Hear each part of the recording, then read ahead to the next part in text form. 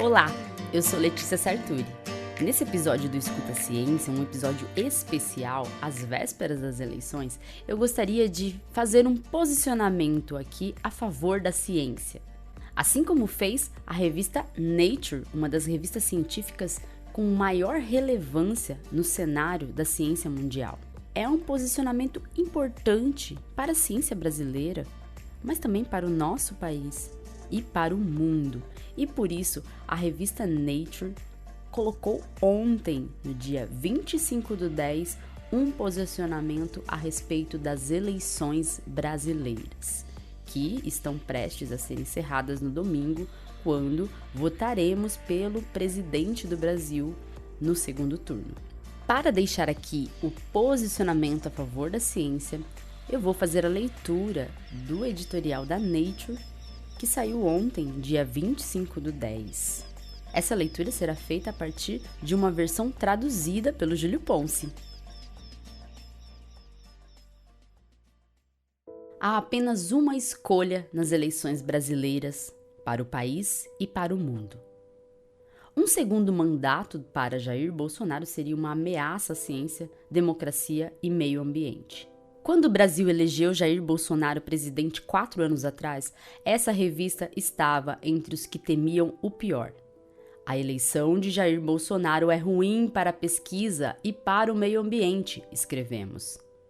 Um populista e ex-capitão do Exército, Bolsonaro irrompeu em seu cargo negando a ciência, ameaçando os direitos dos povos nativos, promovendo armas como solução para problemas de segurança e instigando uma abordagem econômica de desenvolvimento a todo custo. Ele tem cumprido suas promessas. Seu mandato tem sido desastroso para a ciência, o meio ambiente, os brasileiros e o mundo. Nesse fim de semana, brasileiros vão às urnas para o segundo turno de uma das mais importantes eleições desde o fim da ditadura militar em 1985. Bolsonaro é candidato à reeleição pelo Partido Liberal. Seu adversário, Luiz Inácio Lula da Silva, o líder do Partido dos Trabalhadores, presidente por 2 mandatos, de 2003 a 2010. No primeiro turno, em 2 de outubro, Lula deixou Bolsonaro em segundo lugar, mas por uma margem inesperadamente estreita. Ele não ganhou a maioria absoluta, levando ambos ao segundo turno. A ficha de Bolsonaro é de arregalar os olhos. Sob seu comando, o meio ambiente foi destroçado enquanto ele retirava proteções legais e zombava dos direitos dos povos nativos. Só na Amazônia, o desmatamento praticamente dobrou desde 2018, com outro aumento esperado quando o INPE liberar os números mais recentes nas próximas semanas. Como seu ex-equivalente americano populista Donald Trump, Bolsonaro ignorou alertas dos cientistas sobre a Covid-19 e negou os perigos da doença. Bolsonaro também sabotou programas vacinais, questionando a segurança e eficácia das aplicações. Mais de 685 mil brasileiros morreram de Covid-19. A crise econômica que seguiu a pandemia atingiu os brasileiros em cheio. Outras similaridades já foram notadas entre Trump e Bolsonaro. Ambos tentam minar o Estado democrático de direito e cortar o poder das entidades reguladoras. O fomento para ciência e inovação estava caindo quando Bolsonaro assumiu e continuou a cair sob seu comando, ao ponto de universidades federais estarem tendo dificuldade em manter-se em funcionamento. Ciência e acadêmicos são alvos fáceis em uma ofensiva anti-elite que se assimila à guerra cultural nos Estados Unidos.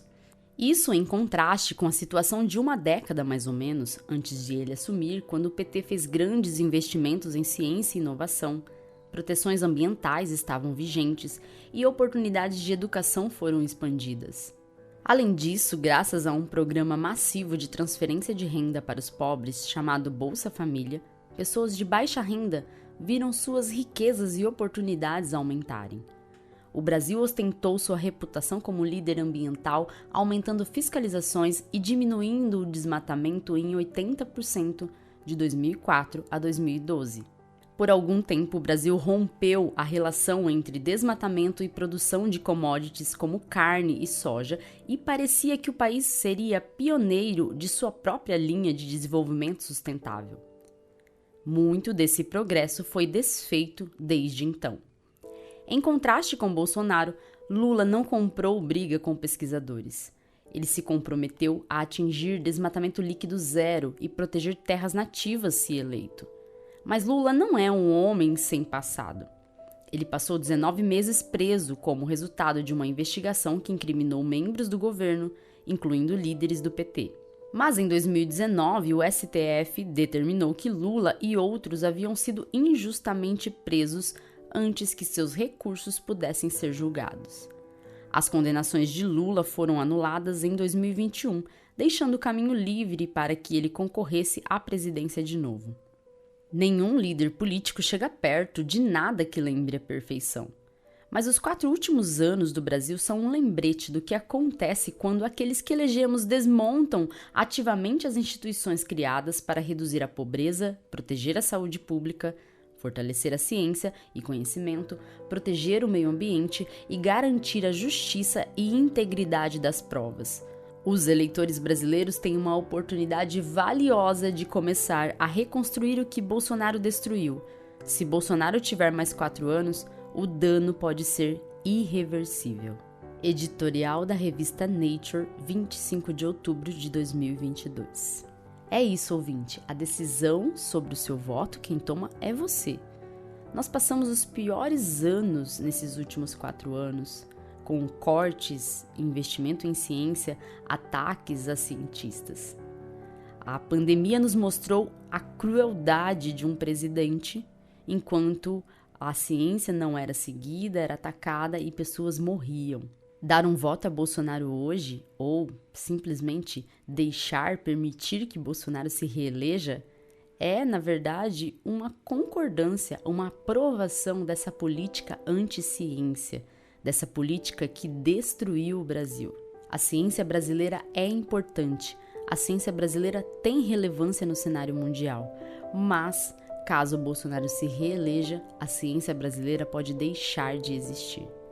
Que futuro você quer para o seu país?